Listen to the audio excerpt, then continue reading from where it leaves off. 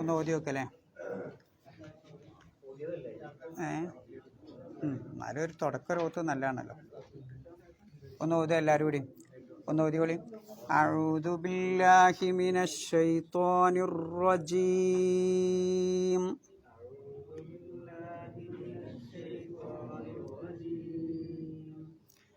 ഇന്നമൽ മുഅ്മിനൂനല്ലദീന ആമനൂ ബില്ലാഹി വറസൂലിഹി വഇദാ കാനൂ മഅഹു അലാ അംറിൻ ജാമിഇൻ ലം യദ്ഹബൂ ഹത്താ യസ്തഅ്സിനൂ. നോദിയൊക്കെയാണ്.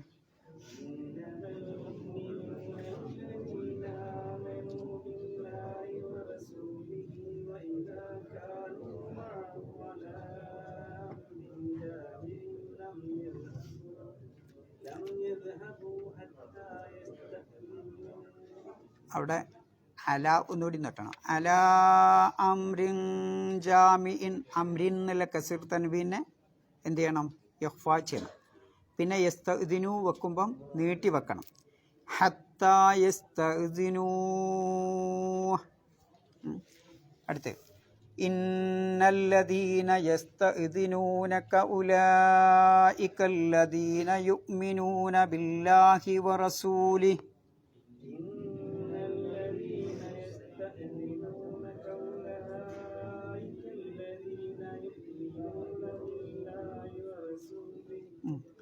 فإذا استأذنوك لبعض شأنهم فأذن لمن شئت منهم.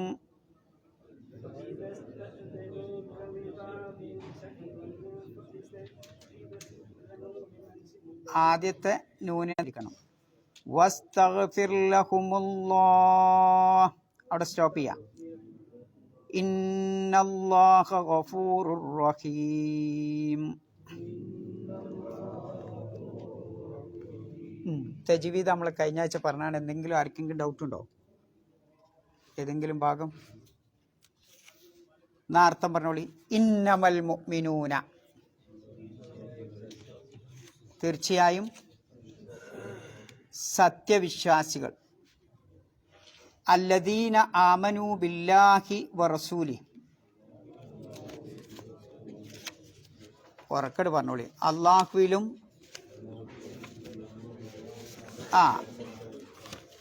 അള്ളാഹുവിലും അവൻ്റെ ദൂതനിലും വിശ്വസിച്ചവർ മാത്രമാണ്. എന്തായി മാത്രം?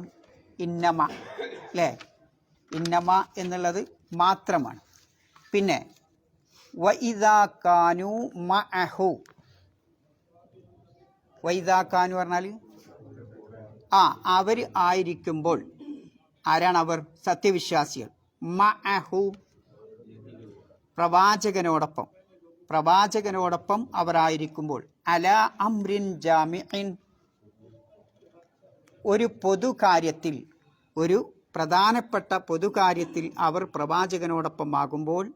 ലം യദ്ഹബു, അവർ പിരിഞ്ഞു പോകില്ല. ഹത്താ യസ്തഅ്ദിനൂഹു, ആ പ്രവാചകനോട് അവർ സമ്മതം ചോദിക്കുന്നത് വരെ പിരിഞ്ഞു പോകുകയില്ല. ഇന്നല്ലദീന, തീർച്ചയായും ഒരു കൂട്ടർ, യസ്തഅ്ദിനൂനക, അവർ നിന്നോട് അനുമതി ചോദിക്കുന്നു. അങ്ങനെയുള്ള കൂട്ടർ. ഉലൈക, അക്കൂട്ടർ തന്നെയാണ്. അല്ലദീന യുഅ്മിനൂന ബില്ലാഹി വറസൂലിഹി, അള്ളാഹുവിലും അവൻ്റെ ദൂതരിലും വിശ്വസിച്ചവർ. ഫഇദാ സ്തഅ്ദനൂക ലിബഅദി ശൈനിഹിം, അവർ താങ്കളോട് അനുവാദം ചോദിച്ചാൽ. ലിബഅദി ശൈനിഹിം, അവരുടെ ചില കാര്യങ്ങൾക്ക് വേണ്ടി പിരിഞ്ഞു പോകാൻ വേണ്ടി അനുവാദം ചോദിച്ചാൽ. ഫഇദൻ, നബിയെ താങ്കൾ അനുമതി നൽകുക. ലിമൻ ശിഅ്ത മിൻഹും, അവരിൽ നിന്ന് താങ്കൾ ഉദ്ദേശിച്ചവർക്ക്. വസ്തഗ്ഫിർ ലഹും, അവർക്ക് വേണ്ടി മഗ്ഫിറത്ത് തേടുകയും ചെയ്യുക. അള്ളാഹുവിനോട് മഗ്ഫിറത്ത് തേടുക. ഇന്നല്ലാഹ, തീർച്ചയായും അല്ലാഹു ഗഫൂറുർ റഹീം, അങ്ങേയറ്റം പുറത്തു കൊടുക്കുന്നവനും കരുണാനിധിയുമാണ്. അതിലിപ്പോൾ കിട്ടാത്ത പദം എന്താ ഉള്ളത്? എന്തുണ്ടോ ഒന്ന് ആലോചിച്ച് നോക്കിയാണ്. ഇസ്തിദാൻ യസ്തഇദിനു എന്ന് പറഞ്ഞാൽ അനുമതി ചോദിക്കുക. ഈ നമ്മളിതിൻ്റെ മുമ്പുള്ള ആയത്തുകളിലൊക്കെ അത് വന്നിട്ടുണ്ട് കുറേ പ്രാവശ്യം. ഇതിലൊക്കെ വന്നത് ആയത്ത് നമ്പർ 27, പിന്നെ ആയത്ത് നമ്പർ 58, അവിടെയൊക്കെ ഈ പദം വന്നിട്ടുണ്ട്. ഇസ്തിദാൻ എന്നുള്ള ആശയവും അതുമായി ബന്ധപ്പെട്ട പദങ്ങൾ അവിടെ വന്നിട്ടുണ്ട്. പക്ഷേ അവിടെ വന്ന ഇസ്തിദാനും ഇവിടെ വന്ന ഇസ്തിദാനും തമ്മിൽ വ്യത്യാസമുണ്ട്. എന്താ? അവിടെ വീട്ടിലേക്ക് പ്രവേശിക്കുമ്പോഴുള്ള അനുവാദം ചോദിക്കല. ഇവിടെ ഈ ആയത്തിലോ ഒരു സദസ്സിൽ നിന്ന് പിരിഞ്ഞു പോകുമ്പോഴുള്ള അനുവാദം ചോദിക്കല. ഒന്ന് ഹുറൂജ, ഒന്ന് എക്സിറ്റാണ്, മറ്റത് എൻട്രിയാണ്, പിന്നെ ദുഖൂലാണ്. രണ്ടും വ്യത്യാസമുണ്ട്. അപ്പോൾ ഇവിടെ ഹുറൂജിൻ്റെ അനുവാദം ചോദിക്കലാണ്. ഇനി തിരിച്ചു വരിക. ഇന്നമ, എന്താ ഇന്നമ അറിയണത്? ഇതിന് ബോർഡ് വേണം കേട്ടോ, എന്നാലേ ഇത് നടക്കുള്ളൂ. ഇന്നമ എന്ന് പറയുന്നത് അദാത്തു ഹസറിൻ എന്ന് പറയും. എന്താ ഈ അദാത്ത് ഹസർ? എന്താ? പരിമിതിപ്പെടുത്തുന്നതിനാണ് എന്ത് പറയുന്നത്? ഇന്നമ അദാത്തു ഹസർ എന്ന് പറയുന്നത്. നമ്മൾ കുറേ പ്രാവശ്യം പഠിച്ചിട്ടുണ്ട്. പിന്നെ ഇന്നമ ലാ ഇലാഹ ഇല്ലല്ലാഹ് എന്നൊക്കെ പറയുന്നിടത്തുള്ള ആശയം അതാണ്. ഇന്നമ മാത്രമാണ്. അൽ മുഅ്മിനൂൻ, എന്തിനാ അൽ മുഅ്മിനൂൻ എന്ന് പറഞ്ഞത്? അലിഫ്ലാം എന്തിനാ കൊടുത്തത്? രണ്ട് ആശയമാണ്. വിശ്വാസി വർഗം എന്ന ജിൻസിനെ കാണിക്കാനും, അതല്ല ആ പ്രത്യേകം നബിയുടെ കാലഘട്ടത്തെ ആ സഹാബികൾ അതാണ് ഉദ്ദേശിക്കണത് എന്ന് പറഞ്ഞ അഹദിൻ്റെ അലിഫ്ലാം എന്ന് പറഞ്ഞവരെയും കാണാം. ജിൻസിൻ്റെ അലിഫ്ലാമാണ് ഏറ്റവും നല്ല എല്ലാ വിശ്വാസികളും. ഇനി പറയാം. അപ്പം യഥാർത്ഥ സമ്പൂർണമായ വിശ്വാസികൾ താഴെ പറയുന്നവർ മാത്രമാണ്. ആരാണ്? എന്താണ് അവരുടെ സ്വഭാവം? അല്ലദീന ആമനു ബില്ലാ, അള്ളാഹുവിൽ വിശ്വസിക്കുന്നവരാണ്, വറസൂലി, അവൻ്റെ ദൂതരിലും വിശ്വസിക്കുന്നവരാണ്. ഇനി നിങ്ങൾ ഒന്ന് ശ്രദ്ധിച്ചു നോക്കി. അതിൻ്റെ താഴെ പിന്നെയും പറയുന്നത് എന്താ? ഇന്നല്ലദീന യസ്തഅ്ദിനൂനക. എന്താ അതിൻ്റെ അർത്ഥം? ആദ്യം പറഞ്ഞ സെന്റൻസ് ഇന്നമൽ മുഅ്മിനൂന അല്ലദീന ആമനൂ ബില്ലാഹി വറസൂലി, അതിൻ്റെ ഇടയിലൊരു സെന്റൻസ് ഉണ്ട്. അത് കഴിഞ്ഞിട്ട് ഇന്നല്ലദീന യസ്തഅ്ദിനൂനക. എന്താ അതിൻ്റെ അർത്ഥം? എന്താ? ഇന്നല്ലദീന ഒരു കൂട്ടർ, യസ്തഅ്ദിനൂനക അവർ താങ്കളോട് അനുവാദം ചോദിക്കുന്നു, ലിബാദ് ഷൈനിഹിം അവരുടെ ചില കാര്യങ്ങൾക്ക് വേണ്ടി പുറത്തു പോകാൻ, ഫഇദൻ ലിമൻ ശിഅത മിൻഹും. എന്താ? അതിൻ്റെ മുമ്പുള്ള ഇന്നല്ലദീന യസ്തഅ്ദിനൂനക ഉലൈകല്ലദീന യുഅ്മിനൂന ബില്ലാഹി വറസൂലി, അങ്ങനെ സെന്റൻസ് ഉണ്ട് ഞങ്ങൾ. പിന്നെ താങ്കളോട്, നബിയെ താങ്കളോട് അനുവാദം ചോദിക്കുന്നവർ അവർ തന്നെയാണ് അള്ളാഹുവിലും റസൂലും വിശ്വസിച്ചു. ഞാനൊരു ചോദ്യം ചോദിക്കട്ടെ. എന്താ അപ്പം ഇത് കേൾക്കുമ്പോൾ നിങ്ങൾക്ക് ഈ രണ്ട് സെന്റൻസും തമ്മിൽ ഏതാ രണ്ട് സെന്റൻസ് അറിയണത്? ആദ്യത്തത് ഇന്നമൽ മുഅ്മിനൂന അല്ലദീന ആമനു ബില്ലാഹി വറസൂലി, രണ്ടാമത്തത് ഇന്നല്ലദീന യസ്തഅ്ദിനൂനക ഉലൈകല്ലദീന യുഅ്മിനൂന ബില്ലാഹി വറസൂലി. രണ്ടിൻ്റെയും ആശയം ഒന്നല്ലേ? ആണോ അല്ലേ? ഒന്ന് ആലോചിച്ച് നോക്കിയാണ്. ആണോ? ഉറപ്പറിഞ്ഞു തരും. അല്ല എങ്കിൽ എന്താ വ്യത്യാസം?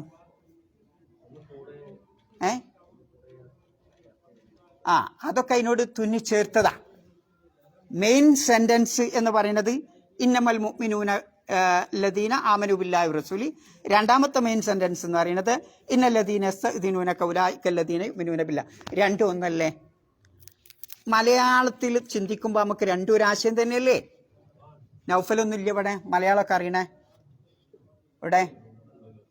എന്താ ആശയവ്യത്യാസം? ഒന്ന് ആലോചിച്ചൊക്കെ, എന്താ ആശയവ്യത്യാസം? ആദ്യത്തേൽ പറഞ്ഞു വിശ്വാസികൾ അള്ളാഹുവിലും റസൂലും വിശ്വസിച്ചവരാണ്. രണ്ടാമത്തേൽ പറഞ്ഞു അള്ളാഹുവിൻ്റെ റസൂലിനോട് സമ്മതം ചോദിക്കുന്നവർ മാത്രമാണ് സമ്മതം ചോദിക്കുന്നവർ മാത്രമാണ് അള്ളാഹുവിലും റസൂലിലും വിശ്വസിച്ചവർ. എന്താ വ്യത്യാസം? എന്താ വ്യത്യാസം? ഒരു പിടുത്തം കിട്ടില്ല. ഒരാശയല്ലേ? ഒരേ ആശയമാണ്. അപ്പം എന്തിനാ അങ്ങനെ ഒരേ ആശയമുള്ള രണ്ട് സെൻറ്റൻസ് ഉണ്ടെന്ന്? അവിടെയാണ് അല്പം ബലാഗാശാസ്ത്രം പഠിക്കേണ്ട നമ്മൾ. ഇതിന് ബോർഡ് നിർബന്ധമായിരുന്നു കേട്ടോ, എന്നാലും ഇപ്പോൾ ഇതിങ്ങനെ നിങ്ങൾക്ക് മനസ്സിലാവുള്ളൂ. ബലാഗാശാസ്ത്രത്തിൽ മുസ്നദ് ഇലൈഹ് എന്ന് പറഞ്ഞിട്ട് രണ്ട് ഭാഗമുണ്ട്. എന്താ ഈ മുസ്നദുൻ ഇലൈഹി? മുസ്നദ് ചെറിയ ഒരു ഉദാഹരണം, അള്ളാഹു ഗഫൂറുൻ. അള്ളാഹു എന്നില്ല എന്താ? അത് മുസ്നദുൻ ഇലൈഹിയാണ്. ഗഫൂർ എന്നുള്ളതോ മുസ്നദാണ്. നമുക്ക് തിരിയുന്ന ഭാഷയിൽ ഒന്ന് ആക്കിയാണ്, മറ്റൊന്ന് ആഖ്യാതമാണ്. നമ്മൾ നഹ്വിൽ മുബ്തദ ഖബർ എന്നറിയില്ലേ, അതേ തന്നെയാണ്. ആദ്യത്തിന് പറയാ മുസ്നദുൻ ഇലൈഹി, രണ്ടാമത്തത് മുസ്നദ്. ഇവിടെ ഇന്നമൽ മുഅ്മിനൂന അല്ലദീന ആമനൂ ബില്ലാഹി വറസൂലി, വിശ്വാസികൾ താഴെ പറയുന്ന സ്വഭാവമുള്ളവർ മാത്രമാണ്. അതിൻ്റെ മുസ്നദുൻ ഇലൈഹി ഏതാ? മുഅ്മിനൂന. അതിൻ്റെ സ്വഭാവം വിവരിക്കണ എന്താ? അതാണ് മുസ്നദ്, അല്ലദീന ആമനൂ ബില്ലാഹ്. ഇനി താഴെ സെന്റൻസിലേക്ക് വരൂ, ഇന്നല്ലദീന യസ്തഅ്ദിനൂനക. അവിടെ ഇന്നല്ലദീന യസ്തഅ്ദിനൂനക എന്ന് പറഞ്ഞാൽ എന്തായി? മുസ്നദുൻ ഇലൈഹിയായി. ആദ്യത്തെ സെന്റൻസിലെ മുസ്നദിനെ മുസ്നദുൻ ഇലൈഹിയാക്കി. രണ്ടാമത്തെ സെന്റൻസിലെ ആദ്യത്തെ മുസ്നദുൻ ഇലൈഹിയെ മുസ്നദും ആക്കി. നിങ്ങൾക്ക് തിരിയണ മറ്റൊരു രൂപത്തിൽ ഞാൻ പറഞ്ഞുതരാം. അൽ മുഅല്ലിമു ഖുദുവത്തുൻ എന്ന് പറഞ്ഞാൽ എന്താ? അൽ മുഅല്ലിം പറഞ്ഞാൽ എന്താ? അധ്യാപകൻ. ഖുദുവത്തുൻ മാതൃകയാണ്, അല്ലേ? അധ്യാപകൻ മാതൃകയാണ്.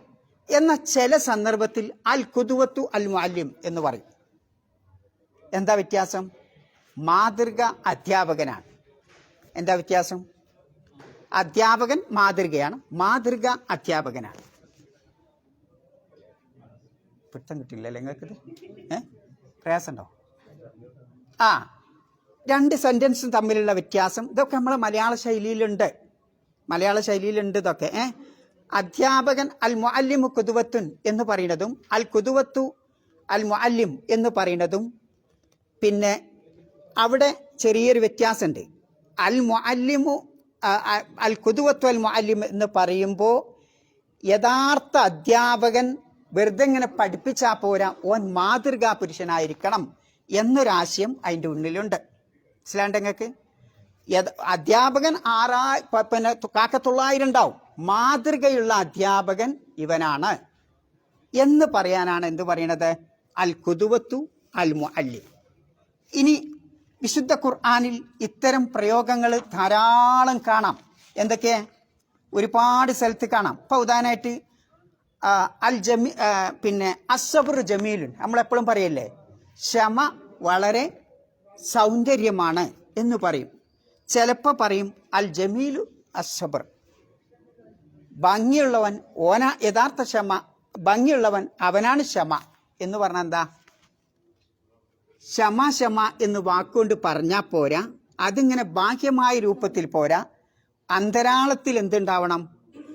അതുണ്ടാവണം എന്ന് കാണിക്കാനാണ് തിരിച്ചു പറയണത്. മനസ്സിലായില്ലേ? ഇപ്പോൾ ഖുർആനിൽ ഇങ്ങനെയൊക്കെ ഉണ്ടാവും. അൽ മുഅ്മിനു സാദിഖുൻ, സത്യവിശ്വാസി എന്താണ്? സത്യസന്ധനാണ്. ഇനി അസ്സാദിഖു അൽ മുഅ്മിൻ എന്ന് പറഞ്ഞാലോ എന്താ? സത്യസന്ധൻ യഥാർത്ഥ വിശ്വാസിയാണ്.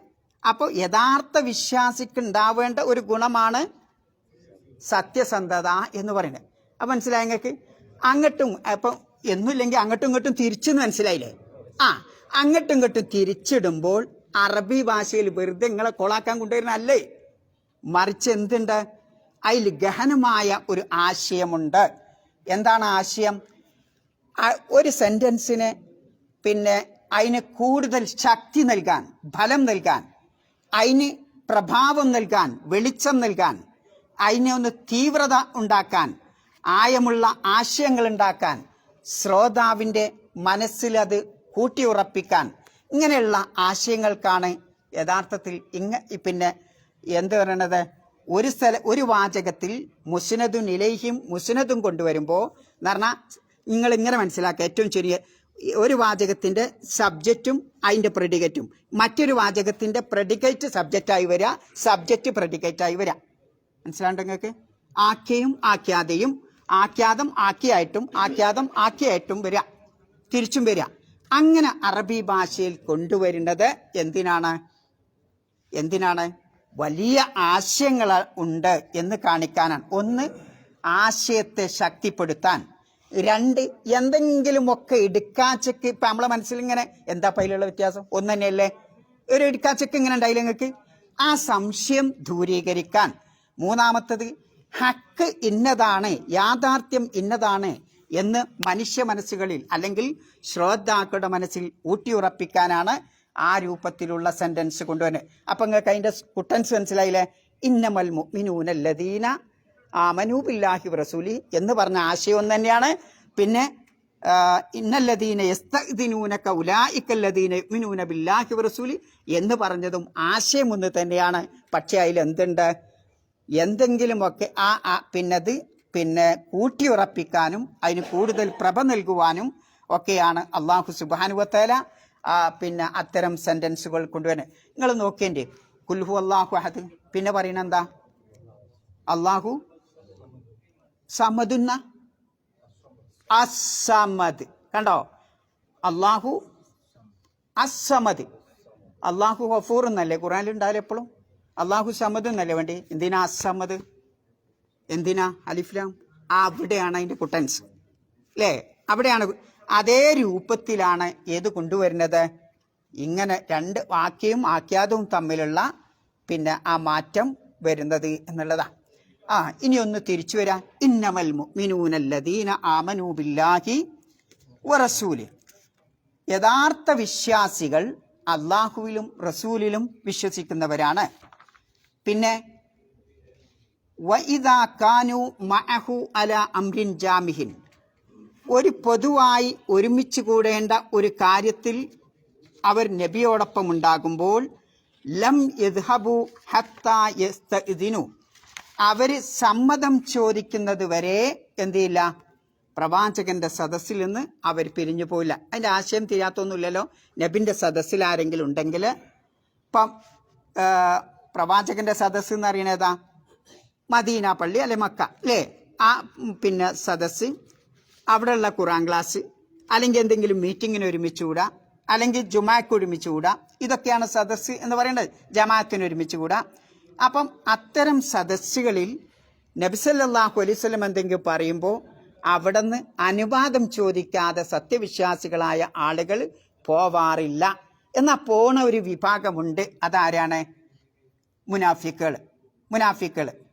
ആ ഒരു സ്വഭാവം ആരുടെ സ്വഭാവമാണെന്നാണ് പറയുന്നത്? മുനാഫിക്കുകളുടെ സ്വഭാവമാണ് എന്ന് കാണിക്കാനാണ് ഈ ആയത്ത് അവതരിപ്പിച്ചിട്ട്. അപ്പം ഇവിടെ നമ്മൾ മനസ്സിലാക്കേണ്ടത് സത്യവിശ്വാസികളുടെ സ്വഭാവവും പിന്നെ കപടന്മാരുടെ സ്വഭാവവും വേർതിരിക്കലാണ് ഈ ആയത്തിൻ്റെ ഒരു ഉദ്ദേശം. സത്യവിശ്വാസികൾ എപ്പോഴും പ്രവാചകന്റെ സദസ്സിൽ നിന്ന് അനുവാദം ചോദിക്കാതെ പോവില്ല. വിശുദ്ധ ഖുർആൻ മറ്റിടത്ത് കാണാം, വഇദാ ഉൻസിലത്ത് സൂറത്തുൻ, ഒരു സൂറത്ത് നബി സല്ലല്ലാഹു അലൈഹി വസല്ലമക്ക് ഇറങ്ങുമ്പോൾ നളറ ബഅദുഹും ഇലാ ബഅദിൻ, കപട വിശ്വാസികൾ അങ്ങോട്ടും ഇങ്ങോട്ടും ഇങ്ങനെ നോക്കും, പരസ്പരം ഇങ്ങനെ നോക്കും. എന്തിനാ നോക്കണത്? ഹൽ യറാക്കും മിൻ അഹദിൻ, ഞങ്ങൾ ആരെങ്കിലും ഇങ്ങനെ നോക്കുന്നുണ്ടോ, ആരെങ്കിലും കാണുന്നുണ്ടോ എന്ന ഭാവത്തോടു കൂടി കപട വിശ്വാസികൾ അങ്ങോട്ടും ഇങ്ങോട്ടും ഇങ്ങനെ നോക്കും. എന്നിട്ട് ആരും നോക്കില്ലെങ്കിൽ എന്ത് ചെയ്യും? സുമ്മൻ സറഫു, ആ സദസ്സിൽ ഒരു പിരിഞ്ഞു പോവും. സറഫല്ലാഹു ഖുലൂബഹും, അള്ളാഹു അവരുടെ ഹൃദയത്തെ തിരിച്ചു കളയും. ബി അന്നഹും ഖൗമുൻ ലാ യഫ്ഖഹൂൻ, അവർ കാര്യം മനസ്സിലാക്കാത്ത ഒരു ജനവിഭാഗമാണ്. അപ്പോൾ ഈ ആയത്ത് നബി സല്ലല്ലാഹു അലൈഹി വസല്ലമക്ക് ഇറങ്ങുമ്പോൾ സഹാബത്ത്, നബിക്കൊരായത്ത് ഇറങ്ങിക്കഴിഞ്ഞാൽ സഹാബത്തിന് നബി അത് ചൊല്ലിക്കൊടുക്കും, പഠിപ്പിച്ചു കൊടുക്കും. അവരത് തലയിൽ പക്ഷികൾ വന്നിരിക്കുന്ന പോലെ ശ്രദ്ധിച്ചുകൊണ്ട് ആ സദസ്സിൽ അത് കേൾക്കും, മനസ്സിലാക്കും.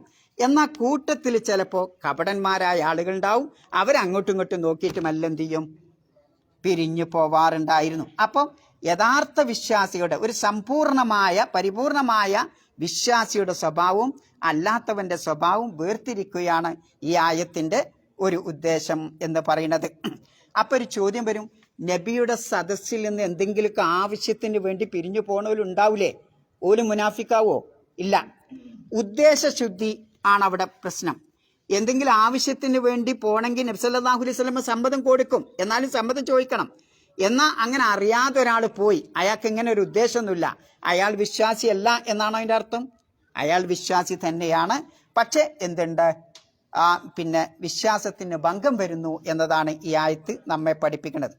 പിന്നെ പറയുന്നത് ഇന്നമൽ മുഅ്മിനൂന അല്ലദീന ആമനൂ ബില്ലാഹി വ ഇദാ കാനൂ മഅഹു. എന്താ അങ്ങനെ പറഞ്ഞാൽ? നബിയോടൊപ്പം എന്ന് പറഞ്ഞാൽ നബിയുടെ സദസ്സിൽ ആ മുഷാറക്കത്താണ് മഅഹു എന്നുകൊണ്ട് ഉദ്ദേശിക്കുന്നത്. അല അംരിൻ ജാമി എന്ന് പറഞ്ഞാൽ ഒരു പ്രധാനപ്പെട്ട കാര്യം. ഈ ജാമി എന്ന് പറയാനുള്ള കാരണം എന്താ? ജമഅ എന്ന് പറഞ്ഞ പദത്തിന്റെ അർത്ഥം എന്താ? ഒരുമിച്ച് കൂടാ അല്ലേ? ഒരുമിച്ച് കൂട്ടുക, ഒരുമിച്ച് കൂടാ. അപ്പം നമ്മളിപ്പോൾ ഇവിടെ ഒരുമിച്ച് കൂടാ എന്തിനാണ്? ഒരു ലക്ഷ്യമുണ്ട്, പിന്നെ ഒരു ഹദഫുണ്ട്, ലക്ഷ്യമുണ്ട് അല്ലേ? ആ ലക്ഷ്യത്തിന് വേണ്ടിയിട്ടാണ് നമ്മളിവിടെ ഒരുമിച്ച് കൂടെ. അതാണ് ജാമ്യം എന്ന് പറഞ്ഞത്. ഏതൊരു ലക്ഷ്യത്തിന് വേണ്ടിയിട്ടാണോ മുസ്ലിങ്ങളായ ആളുകൾ ഒരുമിച്ച് കൂടുന്നത് ആ കാര്യം എന്നതാണ് അംറുൻ ജാമിയൻ എന്ന് പറഞ്ഞത് കൊണ്ട് ഉദ്ദേശിക്കുന്നത്. പിന്നെ പറയാ ലം യദ്ഹബു ഹത്താ യസ്തഅ്ദിനു. അവർ സമ്മതം ചോദിക്കുന്നത് വരെ എന്തില്ല? പ്രവാചകന്റെ സദസ്സിൽ നിന്ന് അവർ പിരിഞ്ഞു പോകുന്നതല്ല. ഇവിടെ ഇസ്തിഇദാൻ എന്ന പദമാണ് സമ്മതം ചോദിക്കുക എന്നുള്ളതിന് പറയുന്നത്. അതിൽ എത്ര അക്ഷരം ഉണ്ടോ എന്ന് എണ്ണിയൊക്കെയാണ്. ഒന്ന് ഇ, പിന്നെ സീന്, പിന്നെ താ, പിന്നെ ഹംസ അല്ലേ, പിന്നെ ദാല്, പിന്നെ നൂന്. എത്ര അക്ഷരമുണ്ട്? 6 അക്ഷരമുണ്ട്. ഒരു ക്രിയക്ക് മാക്സിമം പോയാൽ എത്ര അക്ഷരം ഉണ്ടാവും? ഒരു വെർബിന് അറബിയിൽ 6 അക്ഷരം മാക്സിമം പോയാൽ. 3 ഉണ്ട്, 4 ഉണ്ട്, 5 ഉണ്ട്, 6 ഉണ്ട്. അപ്പോൾ ഏറ്റവും വലിയ പിന്നെ അക്ഷരങ്ങളുള്ള ക്രിയയാണ് ഇസ്തഫ് അല എന്ന് പറയുന്ന ഇസ്തിദാൻ എന്ന് പറയുന്ന പാബ്. അതിൽ 2 പാർട്ട് ഉണ്ട്. അതിന് ഇത് ബോർഡിലും എഴുതുമ്പോഴേ മനസ്സിലാവുള്ളൂ. ഇസ്ത എന്ന് വേർതിരിച്ച് നോക്കിയാണ് ബാക്കി എന്താ ഉണ്ടാവുക? ഇതിൻ അല്ലേ? അതിന. ഇസ്ത എന്ന് പറയുമ്പോൾ അവിടെ ഒരുപാട് സൂത്രങ്ങളുണ്ട്. സമ്മതം ചോദിക്കുക എന്നുള്ളതിന് അറബി ഭാഷയിൽ വേറെ കുറേ പദങ്ങളുണ്ട് അല്ലേ? തലബുൽ ഇദിൻ എന്ന് പറയും അല്ലേ? തലബുൽ ഇദിൻ. നമ്മൾ നാട്ടിൽ പോവാൻ പിന്നെ എന്താണ് എക്സിറ്റ് അടിക്കണേന്ന് എന്താ പറയാ? അവിടെ നിങ്ങൾ എന്താ പറയാ? മുജീബില്ല മുഷ്യൻ ഹുറൂജിന് എന്താ പറയാ? അതിന്റെ ബാക്കിൽ ഒരു അക്ഷരം കൂടി ഉണ്ട്. എന്താ? തലബുൽ ഹുറൂജ് അല്ലേ? അപ്പൊ തലബുൽ ഇതിൽ നിന്ന് പറഞ്ഞാൽ പോരെ? വളരെ സിമ്പിൾ ആയിരുന്നില്ലേ? പക്ഷെ അള്ളാഹു ഉപയോഗിച്ച പദം ഇസ്തിഇദാൻ. അർത്ഥം തന്നെയാണ് തലബുൽ ഇതിൻ, സമ്മതം ആവശ്യപ്പെടാം, സമ്മതം ചോദിക്കുക. എന്തേ തലബ് എന്നാവശ്യപ്പെടാതെ ഇസ്തിഇദാൻ എന്ന പദം അള്ളാഹു തആല അവിടെ കൊണ്ടുവരാൻ കാരണം? വലിയ ആശയങ്ങളുണ്ട് അതിൻ്റെ ഉള്ളിൽ. ഒന്ന്, ഇസ്ത് എന്ന ആ പദം ഉപയോഗിക്കുമ്പോൾ ഒരു വിനയപ്രകടനം അതിലുണ്ട്. ഒന്ന്, ഒരു വിനയപ്രകടനം അതിലുണ്ട്. തായ്മയുടെ മൂർത്തീഭാവം അല്ലേ? ഇപ്പോൾ ഒരാൾ ഇസ്തിദാൻ എന്ന് പറയുമ്പോൾ ഞാൻ ഇപ്പം നിങ്ങളെ വീട്ടിലേക്ക് വരിക അല്ലെങ്കിൽ നിങ്ങളെത്തൊന്ന് പോവുക ഒക്കെ ചെയ്യുമ്പോൾ ഞാൻ എങ്ങനെയായിരിക്കും ഇപ്പോൾ സമ്മതം ചോദിക്കുക? ഞാൻ പോവാ, നിങ്ങൾ ഇവിടെ ഇരുന്നോളി പറഞ്ഞിട്ട് ഞാൻ പോവുക ചെയ്യാം ആണോ? എങ്ങനെ ചോദിക്കുക നിങ്ങളെ? നിങ്ങളൊരു വീട്ടിലേക്ക് കടക്കുക, എങ്ങനെ നിങ്ങൾ കടക്കുക? വിലയടിക്കും, പിന്നെ സലാം പറയും, പിന്നെ ഇനി ഒരു വാതിലാട് ഓപ്പൺ ചെയ്താൽ തന്നെ നിങ്ങൾ അവിടെ കുത്തി കയറുമോ? അതാണ് ഇസ്തി അല്ലേ? നിങ്ങൾ എന്ത് ചെയ്യും? ഒരു സമയം അവിടെ കാത്തിരിക്കും, വെയിറ്റ് ചെയ്യും. ആ വെയിറ്റ് ചെയ്യണ സമയം നിങ്ങൾ കാത്തിരിക്കുക എന്നുള്ളത് നിങ്ങളുടെ തായ്മയുടെ വിനയത്തിന്റെ സ്വഭാവമാണ് അത് കാണിക്കുന്നത്. അതാണ് ഇസ്തിദാൻ. ഇസ്തി എന്ന് പറയുമ്പോൾ തലബും ഇസ്തിയും തമ്മിലുള്ള വ്യത്യാസത എന്ന് പറഞ്ഞാൽ അതിലൊരു വിനയമുണ്ട്. ഇതൊക്കെ ബലാഗയാണ് കേട്ടോ. അതിലൊരു എന്തുണ്ട്? പിന്നെ അങ്ങേറ്റത്തെ സമർപ്പണമുണ്ട്. ഒരു കാര്യം ചെയ്യണതിൻ്റെ മുമ്പ് നമ്മുടെ ഹൃദയം, നമ്മുടെ മനസ്സ് അതിന് റെഡി ആയിട്ടുണ്ടാവും.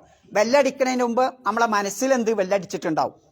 ആദ്യം മനസ്സിൽ വെല്ലടിക്കും, എന്നിട്ട് കൈ പോയി വെല്ലടിച്ചോളൂ. മനസ്സിലായില്ല നിങ്ങൾക്ക്?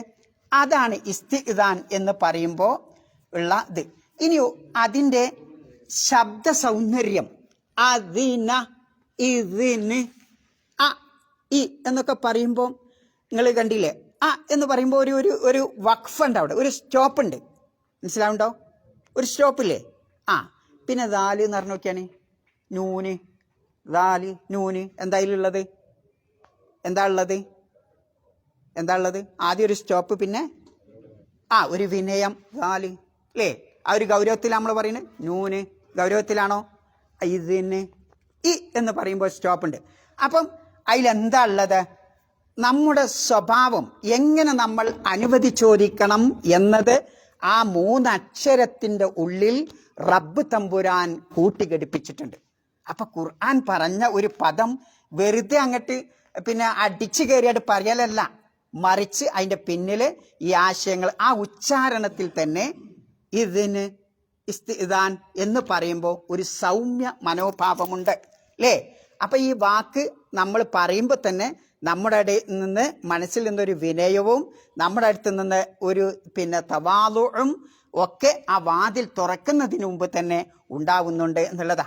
ഇനി നോക്കൂ, നിങ്ങൾ ഒരാള് ഇസ്തിദാൻ ചോദിക്കുമ്പോൾ അയാളുടെ ദൃശ്യരൂപം, ഞാൻ ഇപ്പം നിങ്ങളെ വീട്ടിലേക്ക് വരാം, അപ്പം നിങ്ങളിങ്ങനെ ഇന്നെ വീക്ഷിക്കുകയാണെങ്കിൽ നിങ്ങൾ ഏത് രൂപത്തിലായിരിക്കും ഞാൻ നിങ്ങളുടെ വീട്ടിലേക്ക് ആദ്യം കടന്നു വരുമ്പോൾ, ഞാൻ സമ്മതം ചോദിച്ച് ഇസ്തിദാൻ ചെയ്ത് കടന്നു വരുമ്പോൾ നിങ്ങൾ എങ്ങനെ എന്നെ മനസ്സിലാക്കുക?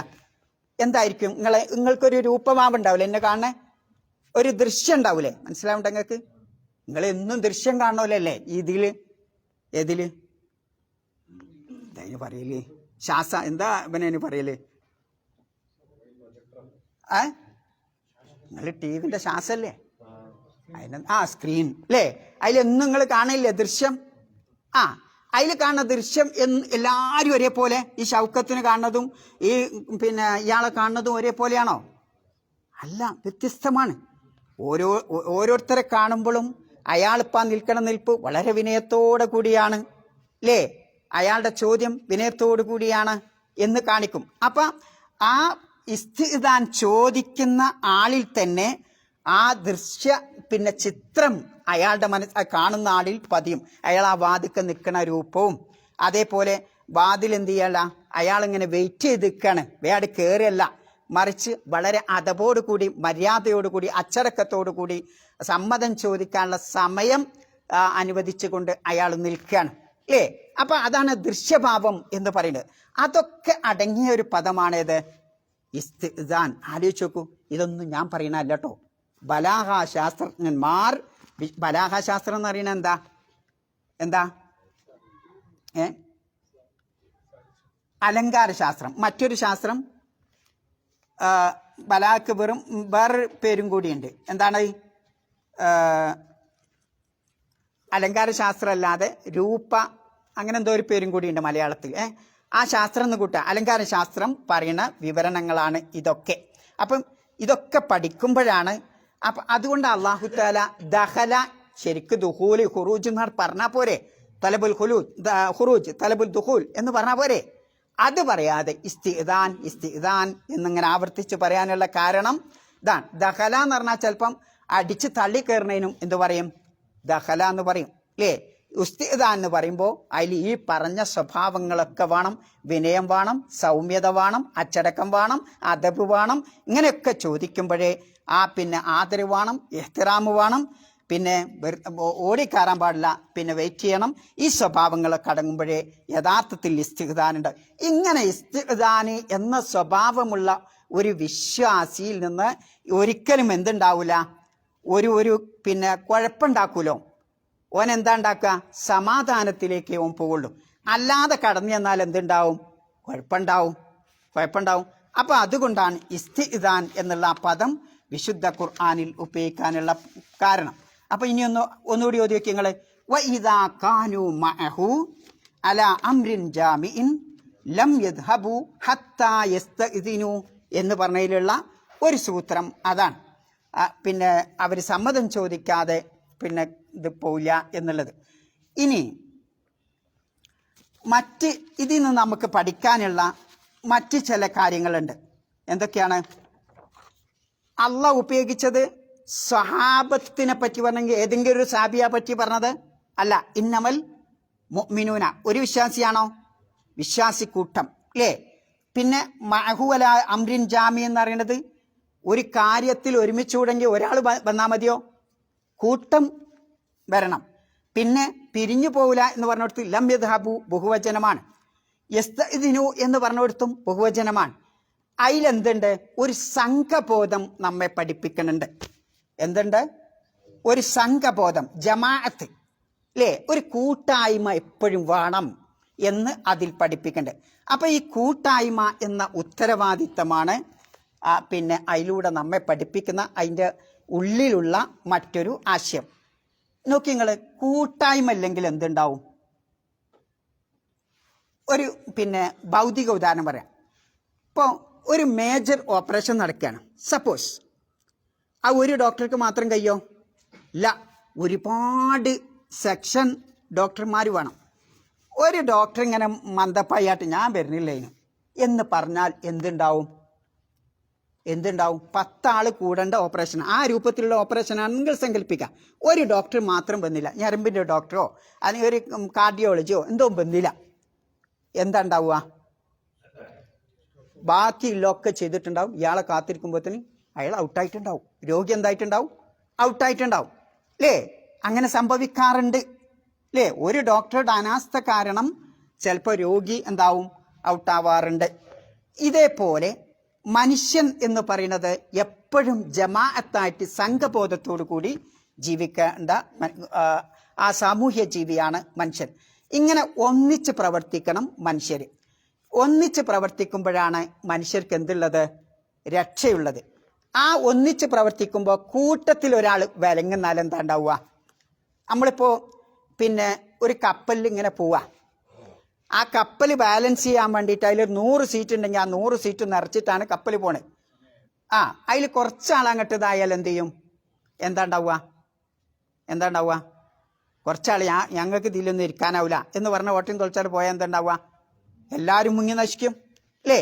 ഇതേ പ്രകാരമാണ് സമൂഹം ഒരു ജമാഅത്തായിട്ട് കൂട്ടമായിട്ട് പ്രവർത്തിക്കേണ്ട.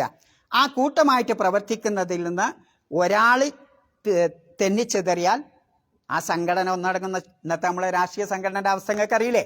എന്താ ഉണ്ടാവുക? എനിക്ക് സാധനം കിട്ടിയില്ലെങ്കിൽ ഞാൻ മെല്ലെ ബാക്കോട്ട് വിളിക്കും. അല്ലേ? ഇന്ന സ്ഥാനത്താക്കിയില്ലെങ്കിൽ ഞാനില്ല പിന്നെ അതിന്. ഇതാണ് മനുഷ്യന്റെ അവസ്ഥ.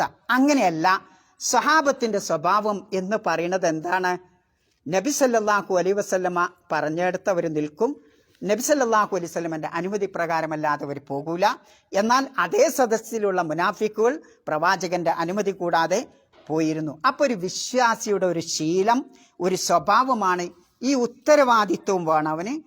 പിന്നെ നേതൃത്വത്തോടുള്ള ബഹുമാനം വേണം, അച്ചടക്കം വേണം, ആദരവ് വേണം എന്നുള്ളതാണ്. അപ്പം ഇത് സമൂഹം എന്ന് പറയുന്ന നിങ്ങളൊരു ബിൽഡിങ് സങ്കല്പിച്ചു നോക്കി. അതിൽ പിന്നെ കുറച്ച് അടിത്തറല്ലേ 1-2 കല്ലാണ്ട് പോയാൽ എന്താ ഉണ്ടാവുക? 2-3 കല്ല് ആട് പോയിക്കോട്ടെ, എന്നാലും ആ ബിൽഡിങ് അവിടെ വെക്കുവോ? ഇല്ല. നിൽക്കോ? ഇല്ല. കാലാന്തരത്തിലൂടെ പൊളിഞ്ഞു പോകും. അല്ലേ? അപ്പം ആ കല്ല് എന്ന് പറയുന്നത് വലിയ ശക്തിയാണ്. ഇതേപോലെ സംഘടന എന്നൊക്കെ പറയുന്നിടത്ത് നമ്മൾ ഓരോരുത്തരും ഒരു ശക്തിയാണ്. നമ്മൾ പിന്നോട്ട് നിൽക്കാൻ പാടില്ല എന്ന ഒരു വലിയ പാഠം എന്ത് പഠിപ്പിക്കേണ്ട? ഇന്നമൽ മുഅ്മിനൂനല്ലദീന ആമനൂ ബില്ലാഹി വറസൂൽ വഇദാ കാനൂ മഅഹു എന്ന് പറയുന്നിടത്ത് ആ ഒരു കാര്യമാണ് അല്ലാഹു സുബ്ഹാനഹു വ തആല പഠിപ്പിക്കുന്നത്. അല്ലേ? ഒരു വലിയ യുദ്ധം നടക്കുക. ആ യുദ്ധത്തിൽ പിന്നെ ആ സേനാനായകന്റെ അനുമതി ഇല്ലാതെ ഒരു പട്ടാളക്കാരൻ ഒരങ്ങോട്ട് പോയാൽ എന്താ ഉണ്ടാവുക? അതിലൂടെ എന്തേലും ശത്രുക്കൾ അവിടെ കടന്നു കയറും, പരാജയപ്പെടാൻ സാധിക്കും. അല്ലേ? അതിന് ഏറ്റവും വലിയ ഉദാഹരണമാണ് ഇത് ഉഹദ് യുദ്ധം. നബി സല്ലല്ലാഹു അലൈഹി വസല്ലമ പറഞ്ഞിട്ടുന്നില്ല, യുദ്ധമൊക്കെ നിന്നിട്ടെന്ന് പറഞ്ഞിട്ട് ഓല് ഇറങ്ങിയപ്പോൾ എന്തായി? ആ അവസരം നോക്കി ശത്രുക്കൾ കയറി. അപ്പം അനുസരണത്തിന്റെ കുറവ് കാരണമാണ് എന്തുണ്ടായത്? നേതൃത്വത്തെ അനുസരിക്കുക എന്നതിൻ്റെ കുറവ് കാരണമാണ് എന്തുണ്ടായത്? അവിടെ പിന്നെ പരാജയം ഉണ്ടായത്. എന്നാൽ നോക്കി നിങ്ങൾ, ബദർ യുദ്ധം 300-1000 വളരെ ചെറിയ സംഘം, ആയുധങ്ങളില്ല. പക്ഷേ നബി സല്ലല്ലാഹു അലൈഹി വസല്ലമ താങ്കൾ ബദർ മൗത്തിലേക്ക് പോകാൻ പറഞ്ഞാലും കടലിൽ ചാടാൻ പറഞ്ഞാലും നബിയെ ഞങ്ങൾ തയ്യാറാണെന്ന് പറയുന്ന ആ അനുസരണ ഭാവമുള്ള, നേതൃത്വത്തെ അനുസരിക്കുന്ന ആ ഭാവമുള്ള ആളുകൾക്ക് അല്ലാഹു തആല വിജയം നൽകി. ഇത് എന്തിനാ അപ്പോൾ ഇതൊക്കെ നമ്മളെ പഠിപ്പിക്കുന്നത്? അതാണ് അല അംരിൻ ജാമിഇൻ ലം യദ്ഹബു ഹത്താ യസ്തഇദിനു എന്ന് പറഞ്ഞതിനടുത്തുള്ള സൂത്രം. നേതൃത്വത്തെ അനുസരിക്കണം എങ്കിലേ എന്താ ഉണ്ടാവുള്ളൂ? ഈ കപ്പൽ മുന്നോട്ട് പോകുള്ളൂ. അല്ലെങ്കിൽ വഴി വെച്ചത് മുങ്ങി നശിക്കും. മതി അല്ലേ? സമയം എന്ന് പറഞ്ഞേ. സുബ്ഹാനക്കല്ലാഹുമ്മ ബിഹംദിക അശ്ഹദു അല്ലാ ഇലാഹ ഇല്ല അൻത അസ്തഗ്ഫിറുക വ അത്തൂബു ഇലൈക്.